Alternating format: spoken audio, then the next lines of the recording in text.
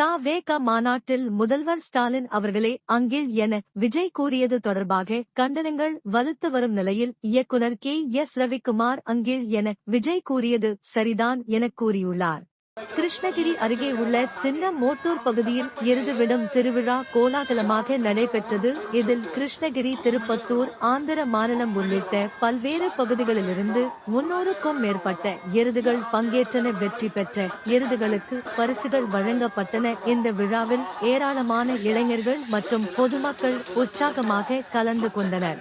கிருஷ்ணகிரி மாவட்டம் போச்சம்பள்ளி வட்டம் காட்டாகரம் தரப்பு வெள்ளைப்பாறையூர் கிராமம் குடிநீர் தொட்டி பாதுகாப்பு இல்லாமலும் சுகாதாரமற்ற முறையில் பராமரிப்பு இல்லாமல் இருக்கிறது.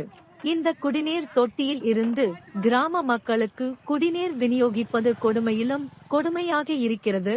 இதை சம்பந்தப்பட்ட அதிகாரிகள் உடனடியாக கவனித்து நடவடிக்கை எடுப்பார்களா?